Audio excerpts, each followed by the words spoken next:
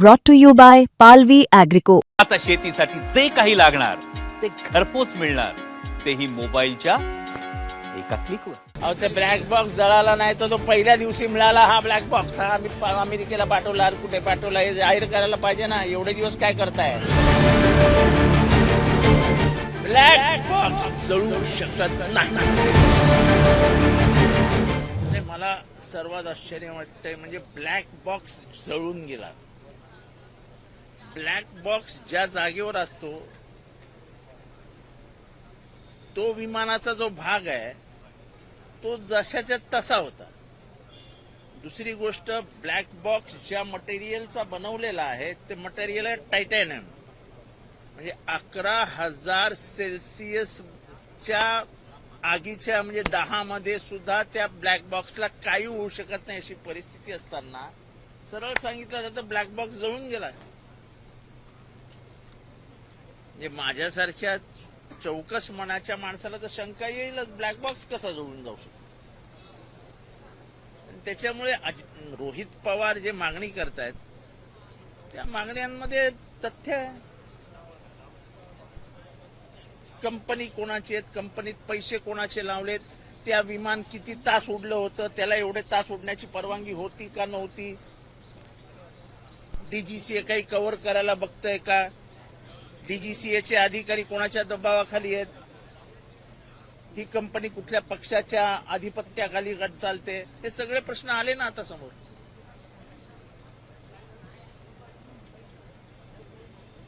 पण सर या सगळ्या संदर्भात अजून देखील प्राथमिक चौकशी अहवाल जो आहे तो समोर येत नाहीये, त्यामुळे प्रश्नचिन्ह निर्माण होतं. जेवढा चौकशीला उशीर करतील, जेवढा चौकशी लांबवतील, जेवढ्या या खोट्या नाट्या गोष्टी सांगतील की ब्लॅक बॉक्स जळून गेला, तेवढ्या संशयाला वाव मिळण्याला जागा निर्माण होत आहेत. काल मुख्यमंत्री असं म्हटले की अनेक जण शंका उपस्थित जरी करत असले तर तुमच्याकडे काही ठोस पुरावे किंवा काही असतील. असं आहे की ब्लॅक बॉक्स जळून गेला ही माझी सर्वात मोठी शंका आहे.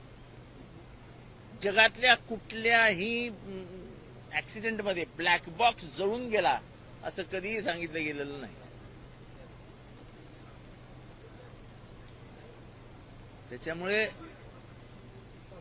शंकेला जर चौकशीच्या माध्यमातूनच वाव मिळणार असेल तर शंका उपस्थित होणारच. मूळतः माणूस संशयीच असतो, माणसाचा स्थायी स्वभाव संशयी असतो. परंतु या सगळ्या संदर्भात आता असं आहे की ब्लॅक बॉक्स जळून गेला इथेच तुम्ही संशयाला वाव दिला.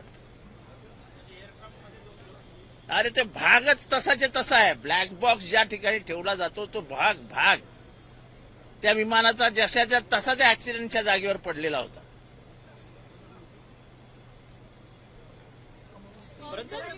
गाव बंद अजित पवारांची अगदी विरोधकांची जी बैठक झाली अजित नव्हतात मागच्या काही दिवसांपासून नव्हतात, तर का कुठे होतात आणि का नव्हतात इतके दिवस? माझा मूड नव्हता, माझा बोलायचा मूडच नव्हता. गेले काही दिवस मला बोलावं असं वाटत नव्हतं म्हणून मी नव्हतो. अगदी विलिनीकरणाच्या मुद्द्यावर सुद्धा तुम्ही विलिनीकरणाच्या बाबतीत मला काही बोलायचं नाही, कारण का त्या संपूर्ण प्रक्रियेत मला कधी समावेशच केला गेला. जी गोष्ट मला माहितीच नाही त्याबद्दल मी बोलू कशाला. सर तुम्ही होतात कुठे, म्हणजे का तुमचा मूड नव्हता, असं काय घडलं होतं? माणसाचा मूड काय असा कशावरून जातो काय नाही वाटत. I was feeling low. Mood depends on everything. It doesn't depend only one thing, विलिनीकरण किंवा काय पॉलिटिकल. मला काही फॅमिली प्रॉब्लेम असू शकतात, माझे काही पर्सनल प्रॉब्लेम असू शकतात. माझा मूड नव्हता. याला तर पत्रकार विचारतील तुमचा मूड का नव्हता. अरे सर पण तुमच्या व्यतिरिक्त इतर नेते देखील कोणी आलेले नव्हते बैठकीला. ते मला माहित नाही. माझ्याकडे काल नगरसेवकांची बैठक होती, आज महासभा आहे. विरोधी पक्ष नेता कोणाला करायचा, समित्या कोणाला द्यायच्या, ह्याच्यासाठी बैठका होत्या आणि त्या बैठका मला टाळता येत नव्हत्या, कारण का नंतर नाराजीचा सूर पसरतो. आणि आज महासभा आहे, त्यामुळे महासभेच्या आधी हे सगळे निर्णय घ्यावे लागतात. त्याच्यासाठी ते निर्णय घेऊन मग मला तुम्ही ब्लॅक बॉक्सच्या संदर्भातला प्रश्न उपस्थित केलाय, तुम्ही विधानसभेमध्ये सुद्धा हे प्रश्न उपस्थित करणार का याच्याबद्दल? मी ओपनली पहिल्यांदा बोलतोय. मी एकदा इथे बोललो तर सगळीकडे बोलणार ना. आज विधानसभेत बोललो काय आणि इथे बोललो काय, माझ्या मनात काय ते मी अख्ख्या महाराष्ट्राला तुमच्या मनातनं सांगितलं. अमोल मित्तल यांनी एक मोठा प्रश्न उपस्थित केलाय. त्यांनी असं म्हटलं की राजीव गांधी यांच्या भेटीप्रमाणे अजितदादांची भेट झाली का, असा प्रश्न सुसाईड बॉम्बर, कारण की राजीव गांधी यांची हत्या करायला जसा सुसाईड बॉम्बर वापरला तसाच सुसाईड बॉम्बर वैमानिक होता.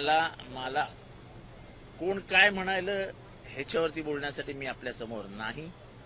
मला जे वाटतंय ते मी आपल्या समोर काल हर्षवर्धन सपकाळ यांनी दावा केलेला आहे. सांगितलेलं आहे मुख्यमंत्र्यांनी, तर सीबीआय चौकशी. नाही, ते प्रत्येकाच्या मताचा प्रश्न आहे, मनाचा प्रश्न आहे. ते का गंभीर नाहीत हे मला तुम्ही विचारू नका. सर, मुख्यमंत्र्यांनी सीबीआय चौकशी करणार असं सांगितलेलं आहे. सीबीआय चौकशीच्या नंतर या सगळ्या गोष्टी समोर येतील का? डीजीसीएच्या रिपोर्ट, अंतिम रिपोर्टसाठीची काही मुदत नाही, असं आहे की deadline दिली पाहिजे. रोहित पवार ज्या लाईनवर चालले आहेत, मला वाटतं ती लाईन योग्य आहे. ते बरंच संशोधन करतायत आणि त्या माध्यमातून त्यांनी पैसा कोणाचा आहे ते पहिली गोष्ट म्हणजे त्या विमानाचं माहितीच तुम्हाला देतो की त्या विमानाला भारतात उडण्याची परवानगीच नव्हती. रजिस्ट्रेशनच allowed नाहीये. त्या विमानाचे 5,000 तासाच्या वरती त्यांनी उडू नये असं असताना 8,000 तासाच्या वरती ते विमान उडून झालं होतं. म्हणजे संपूर्ण रिस्क घेऊन जर डीजीसीए स्वतःचे म्हणजे काय इन्व्हेस्टमेंट वाचवण्यासाठी किती कमाई करण्या किती काय असेल ते माणसाचा जीव गेला ना. महाराष्ट्राच्या एका मोठ्या नेत्याचा, आशावादी नेत्याचा, महाराष्ट्राचं भविष्य असलेल्या नेत्याचा जीवच गेला. काल हर्षवर्धन सपकाळ यांनी एक महत्वाचं विधान केलंय. राज्यसभेची जी जागा आहे ती काँग्रेस घेईल आणि युबीटीने खरं तर विधान परिषदेची जागा घ्यावी अशा पद्धतीचा दावा हर्षवर्धन सपकाळ यांनी केलाय. त्यातच शरद पवार पुन्हा राज्यसभेची निवडणूक लढवतील अशा पद्धतीचा दावा केला जातोय संजय राऊतांकडून. जर पवार साहेब, मला माहित नाही, पवार साहेब जर निवडणूक लढवणार असतील तर प्रश्न संपला. मुख्यमंत्री तीर्थदर्शन योजना जी त्याचा गाजावाजा केला, हजारो ज्येष्ठ नागरिकांचे अर्ज आलेत, मात्र अनेकांचे प्रलंबित आहेत. ही योजना बंद पडल्याची चर्चा आहे सध्या.